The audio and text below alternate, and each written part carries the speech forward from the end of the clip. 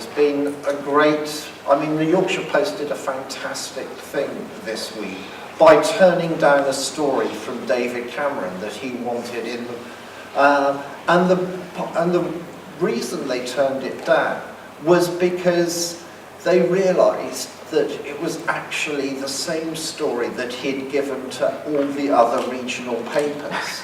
And it had started, his one for the Yorkshire Post had started, I love Yorkshire and the Yorkshire Dales.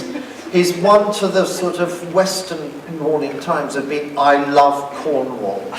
And the one for Cumbria had been, I love Cumbria. And it was just a sort of generic attempt to manipulate the media. And the Yorkshire Post said, no, we're not going to run this because this is just pure puff, you don't mean it. And in any case, you haven't answered 20 questions that we put to you about the Yorkshire floods. And so sort of fair play to them for doing it, but it's not often that politicians get sort of picked out for that. And I mean, for me, so much of the fun is, I mean, I get up every morning and kind of think that I've got the best job in, you know, in journalism. I can't imagine, but I'm also here to say that it's, you know, the notion that I ever had a plan or a career in mind is sort of complete nonsense, really. I mean, I fell into journalism completely by accident because the time that I started in the 1990s, it was the only thing I could think of that would explain what looked like to me a 10-year gap in my CV. I had done various jobs like selling ice creams, I'd worked in a bookshop, and I'd sold insurance. And I can assure you, I was the world's worst insurance salesman. I'm so bad, in fact, that if I could have probably sued myself for mis-selling myself my own mortgage.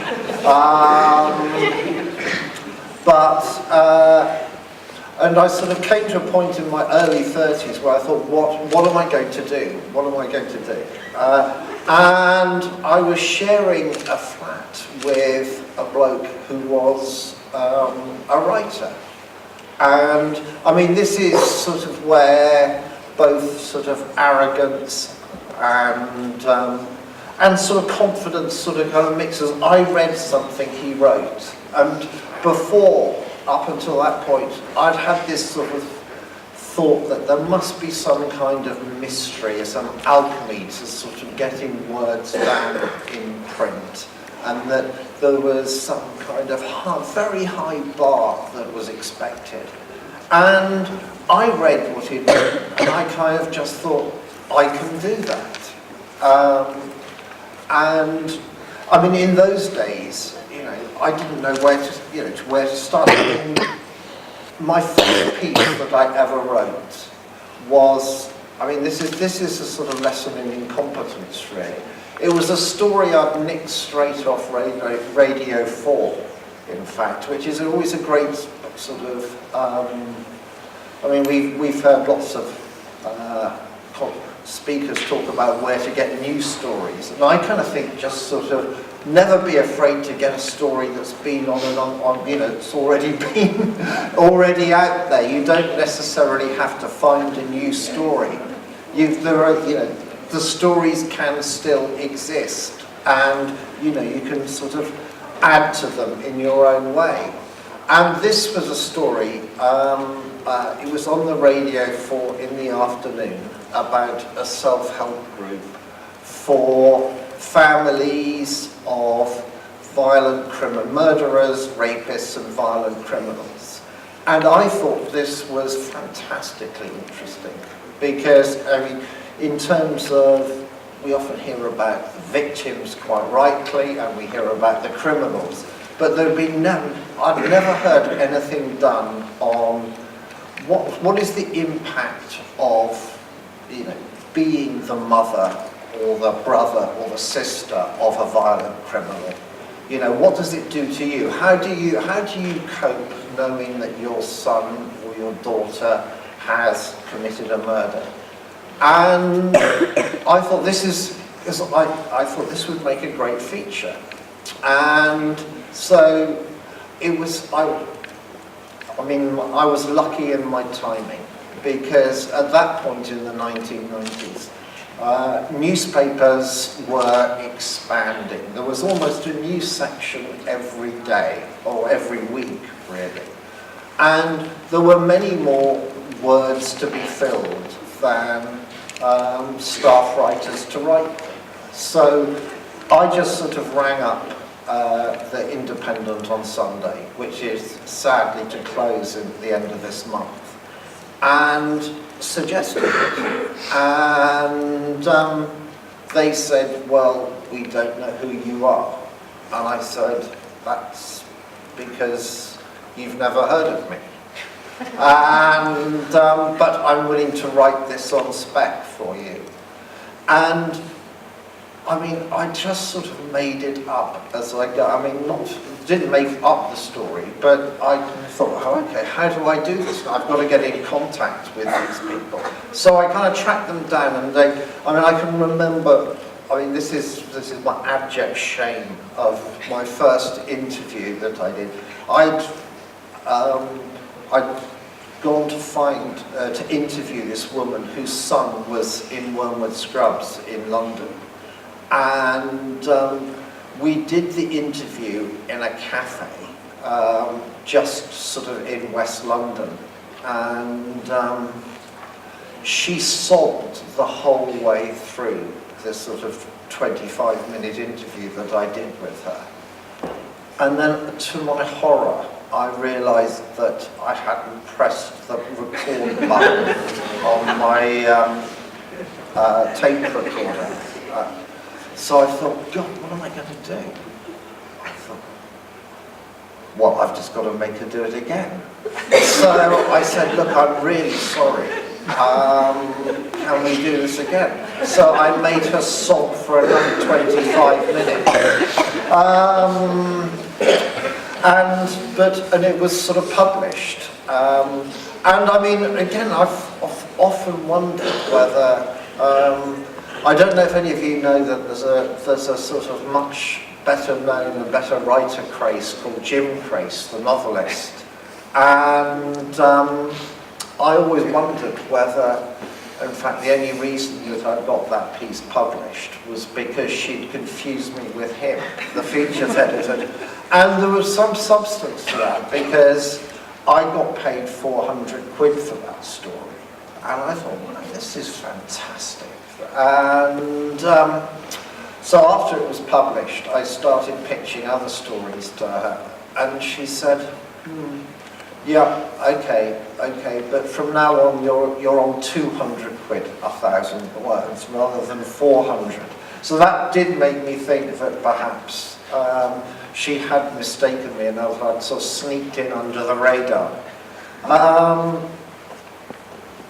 But, I mean, I just wanted, I don't know if any of you have a sort of fixed ambition of what you want to write, what you want to do. I mean, I didn't, really. I just knew that I wanted to make a living doing it. And so I just set out to just sort of get as much published as I possibly could.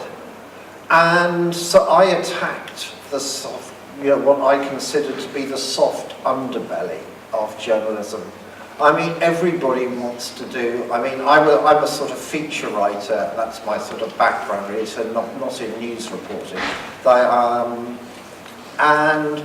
Everybody wants to do the big sort of interviews with the latest sort of film star, or the big kind of cover story in G2 or the Times. But I kind of figured that was a very competitive area, and that I was going to get an awful lot of rejection that way and waste a lot of time. So I decided to sort of start at the bits that I thought that weren't, the more commercial sections of newspapers. So I started writing back in the 90s. There was a lot of public service adverts, and the Guardian had a lot of every week had an education supplement and a society supplement, and they were basically there just to sell ads, but they needed some sort of content at the front to, it's a horrible word, monetize the ads, to make it just look like that it was more than just a sort of paper full of adverts. And most of the Guardian journalists didn't want to do that kind of, the staff journalists, they didn't want to write for that. They considered it sort of beneath them. So I sort of struck in, and I was hitting rich achievement. I made a very good career for about 10 years writing for Guardian Education, and it was. I got to really enjoy. I'd had no real interest in education before, but I came to have a great. Became quite knowledgeable, and I had a lot of fun. And also, it kind of got me known around the paper. So when other things came up that were more fun, they started coming my way, and that's how I got to do the digested read. It was a sort of. An editor came along and said, do you want to sort of do a weekly parody of a book? And I said, yeah. And 16 years later, that's the column still running. It's probably the longest running column in The Guardian. And, it shows no signs of going away, thank God. There was a time when I went to go and ask the managing editor for a pay rise. And he said to me, right, so John, can you just remind me what it is you do exactly? And I thought, this really isn't a good start. I've been here for 15 years or something, and you still don't know. And then he said, so I talked about the digested read, and he said, that's the kind of column that could be just axed at any minute, John. And I said, well, thanks for that, Chris. But it hasn't been axed for 5 or 6 years, and, there's no sign of it. And then he said, the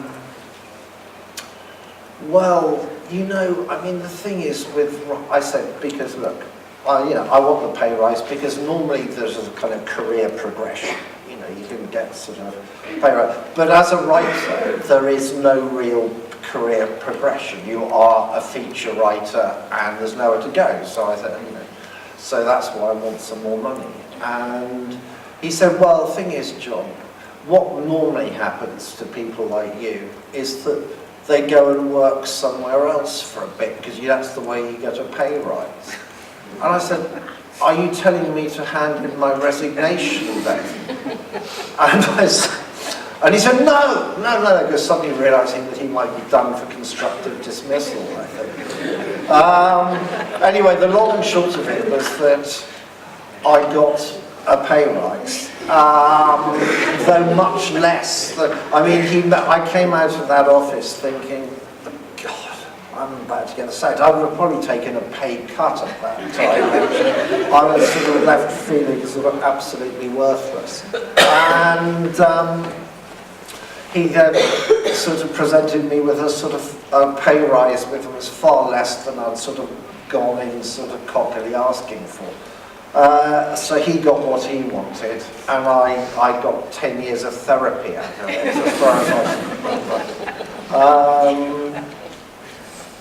And I'd never actually planned. I don't know if any of you know what the parliamentary sketch writer is. It's a job that is uniquely British. No other country has a tradition of it. And it goes back about a couple of hundred years. Charles Dickens was a parliamentary sketch writer for the Times. And it's basically, you sort of in 600 to 700 words each day. You take a snapshot of what's going on politically. I mean, either in the Commons or increasingly, in election campaigns or the EU referendum when the politicians go around the country. I mean, last Friday I was down in Dartford in a sort of haulage lorry place watching sort of Boris Johnson make an idiot of himself, but he does it very charmingly. And it's, but it was a job, it was never a job that I considered doing, because simply I never considered that it would be right. Because the person who'd been doing it for me before me was a very fine writer called Simon Hogarth, who'd been doing it for 20 years. And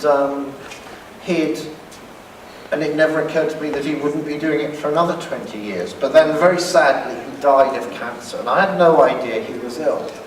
And on the day of his death, I got my first ever email from the editor of the newspaper.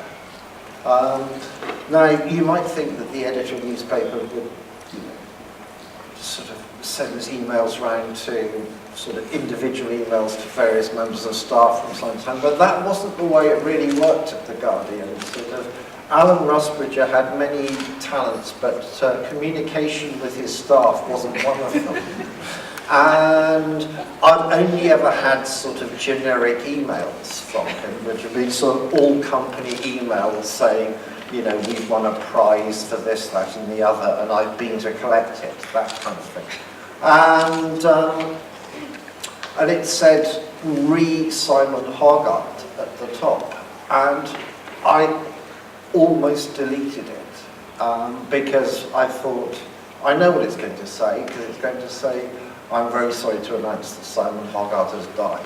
And I thought, I know Simon Hogarth died because it's been all over the website.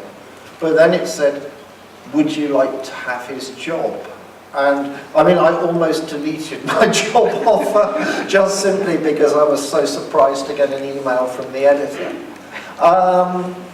And it has been, it has been a joy to me this week. I kind of get up kind of excited every day. And I'd like to sort of put in a word for sort of humour and satire here in writing too, because there's any different number of ways of consuming the news. There is the sort of, there's the radio, there's the telly, there's sort of hard print and stuff like that. But sometimes you just want it fed to you in a different way, in a way that's going to amuse you and entertain you and to kind of get you to think. And that's what I think that the sketch should be doing. And it's not just about being kind of funny, there is a sort of moral purpose to it as well. It's about holding power to account in a way that, one of the things that I've realised, I don't know the politics of how you feel, but I kind of, when I'm in Parliament, I look on Labour and I just see a rabble at the moment who are letting the Tories get away with murder. And I kind of feel that there needs to be, I kind of admit some kind of a moral authority to what I'm doing, to moral purpose. If I'm just there to make cheap gags, then I think I've failed. But if I'm there to sort of make people laugh, but also kind of give them a sense of anger that, this is how the democratic purpose is being subverted, then I think those are the days when I've done a good job. And with that, I'm very happy to answer any questions if anyone has any. No. At the right at the back. Personally, do you feel that your big brief is so?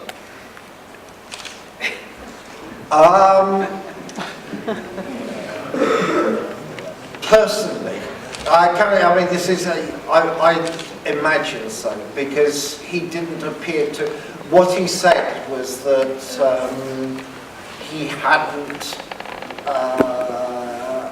he hadn't given the Sun all the story, or something like that, which suggested he'd left room for scope, that he'd given some of it. And he had been, I mean, I think there are ways in which the story can have come through. Because Gove had been at Rupert Murdoch's wedding the week before, and at private dinner with Rupert Murdoch. So it's possible that he told Rupert Murdoch, and then Rupert Murdoch, because has his own agenda, and then tells the Sun that this, the editor of the Sun, this is the story I want you to run. That would be my bet, though. I mean, who knows? Yep. What will your day be like tomorrow? What will my day be like tomorrow? I mean, slow in the morning, because the budget, there'll be PMQs, Prime Minister's Question Time, at 12 o'clock tomorrow till 12:30. And then at about 12:30, George Osborne will get up and speak for probably about 45 minutes to an hour, between 45 minutes to an hour. And, there will be a lot of wonks. I will be in the press gallery, and then there will be a the most thankless task in politics will be Jeremy Corbyn's tomorrow, because he has to get up the moment George Osborne sits down and reply to a budget statement that he hasn't seen. So he really has to make it up as he goes along. So he will have seen some of the bits that have been briefed, because the way that budgets work now is that the Chancellor, in a way, kind of focus groups bits and pieces along the way. That he put out feelers about putting up petrol duty. That seemed to get a bit of a slap, so I'd be very surprised if there was much on that now. And it looks like the money will go up on insurance premium tax. But nobody really knows, and there's always sort of one little bit at the end which could take it by surprise. So, and also that nobody knows. I mean, there's a little red book that comes up where the Chancellor's figures, are, how the calculations are made, and it could take people 2 or 3 days to go through that and actually work out what the budget implications are. And so the kind of fallout will be, it'll kind of rumble on for a few days, basically. And, I mean, it will undoubtedly be a very political budget, as opposed to what's necessarily right for the country. I mean, he won't want to rock the Tory party too much. I mean, there's enough splits going in over Europe at the moment, and this will be a budget to keep everybody on the right of the party. Anyone who might have been thinking about voting to go out of the Europe, to get them to think, actually, we'll stay in Europe.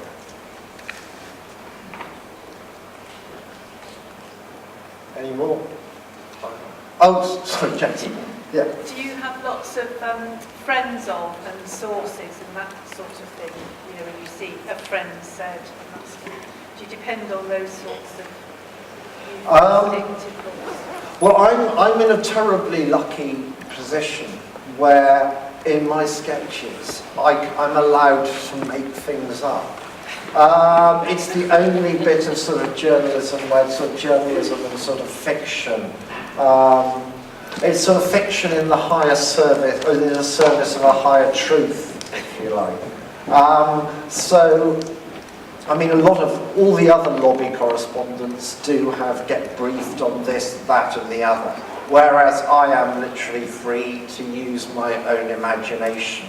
But I will go around and take soundings from my friends in the Guardian office. Well, our 2 economics correspondents will be in the office tomorrow. I'll chat to our other political team, just to get a kind of general feeling, to make sure that I haven't completely misinterpreted what's going on.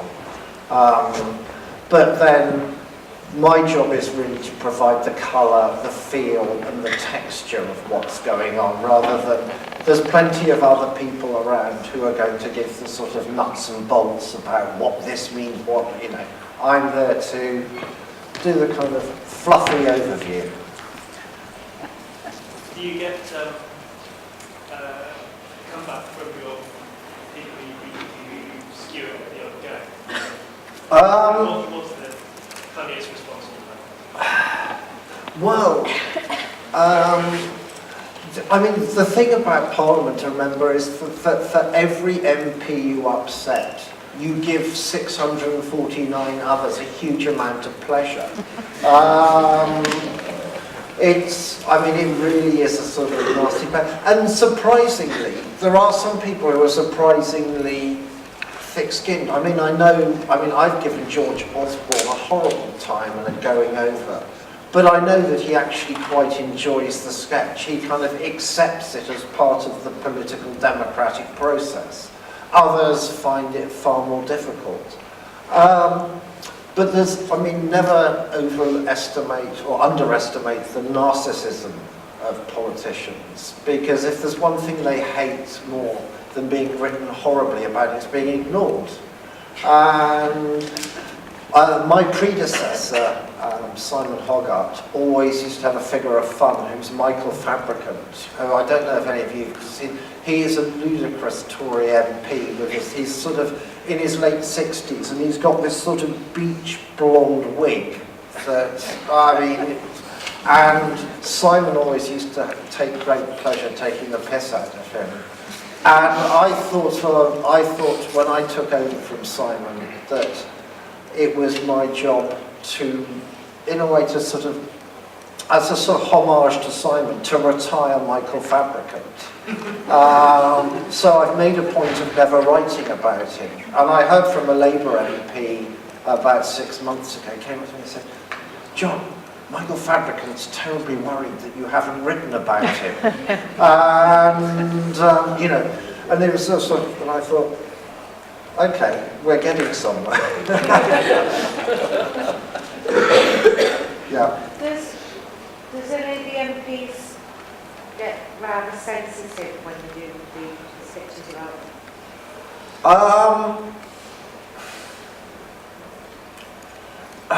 I don't know.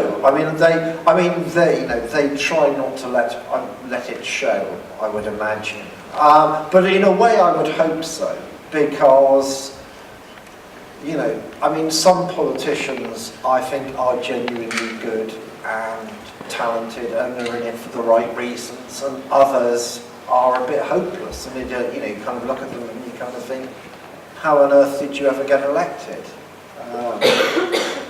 And, I think those people need to have their, be exposed. I've never taken any interest in the private lives of politicians, really. That never comes into my sketches. Only in their ability to do the job, that is my own kind of personal rules, really. But there are some ministers that are just hopeless. You've got to think, why are they there? I don't know. There's obviously 3 Hull MPs in Parliament. Have you written about any of them? Obviously the most well-known would be Alan Johnson. What are they like to write about? Alan Johnson is absolutely lovely. Though, I have the feeling now that he rather considers himself to be in the twilight of his career. Once Ed Miliband got the sack, there was a lot of Labour MPs pushing for Alan Johnson to go and be the kind of unity candidate, but he just thought, no, his life's quite nice, quite comfortable now, and he just doesn't need the hassle of all the kind of grief, and so he just said no. So, I wouldn't be surprised if, in 2020 he said, I've had enough, and steps down. I don't know. But in my conversations with him, he feels like a man who is happy to see, he's had his moment in the limelight and he's just happy to take a back seat now. Okay, we better wind up because I know some people have trains and buses. Oh God. Well, thank you very much.